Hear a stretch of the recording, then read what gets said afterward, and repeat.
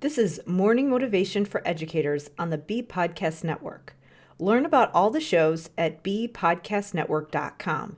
You'll hear from a variety of formal and informal educators who help put this podcast together. If you'd like to contribute your voice to the show, please go to morningmotivationedu.com to apply. I am Karen Dudek-Brannon. I was a school SLP for 14 years where I specialized in language literacy and executive functioning and also held various teaching, leadership, and research roles. Now, I am the host of the De facto Leaders podcast on the Bee Podcast Network, where I help school therapists, teachers, and administrators be leaders on their school teams, no matter their job title. Today, I'm going to talk about self-care and why a lot of people don't get good results with the typical self-care tips that are out there. So today, I want you to consider the idea of building systems as part of your self-care. So here's why a lot of self-care tips that are given don't work really well for people who are working in the education system. Imagine that you're buried in paperwork, knowing that you have a ton of meetings today, a ton of things to do, a ton of students to see, and then someone comes along and says something like, "Oh, have you tried making a checklist? Have you tried meditating? I heard that's really good for stress." And then there's my personal favorite where people like to joke around about, "Well, I guess you just need a glass of wine." Now, to be clear, some of these things can be useful. And of course, things like meditation are good for you. People know that they should be doing self-care. And what happens is that when you read all these articles about how you should be meditating or how you should be taking a walk and doing whatever the strategy is, what that does is it makes you feel even guiltier for not doing the thing that's supposed to make you feel better.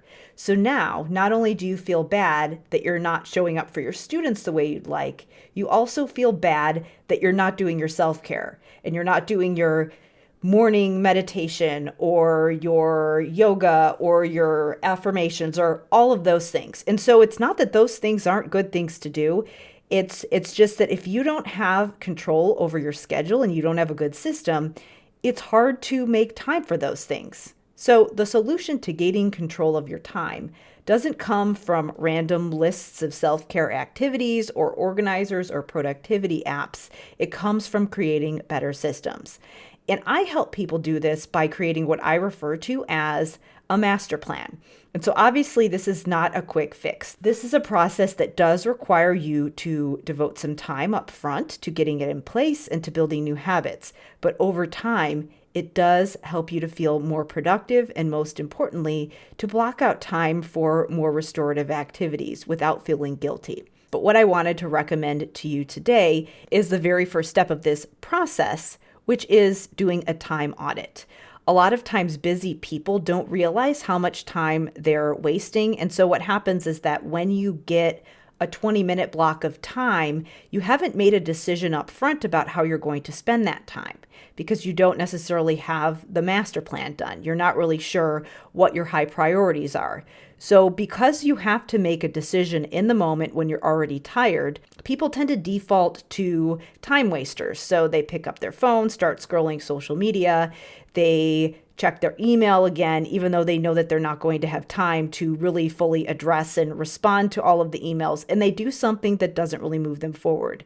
Whereas if they did have a better system and they did have their priorities laid out in advance, it would be easy for them to know exactly what to do during those extra blocks of time that come up. So the first thing that I recommend people do is audit the way that they're spending their time, because what that helps them to do is be more mindful of the times that they are actually not being very productive, and also be aware of when those time blocks come up, when they can start to work on long-term goals.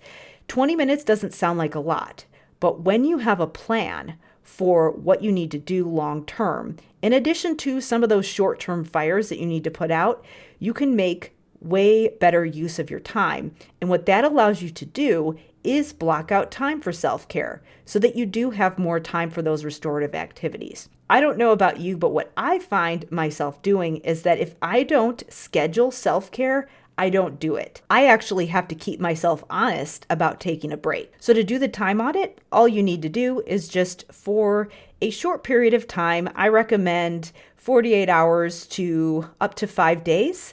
And just when you wake up in the morning, just keep a journal of how you're spending your time from the time that you get up to the time that you go to bed. And then after you do that, you can start to identify some of those times when you could be more productive with spending your time. So this is the first step that you can take to being more productive and blocking out time for self-care. I recommend that you try it this week, and in a future episode, I will be sharing a little bit more about the next steps in doing the master plan.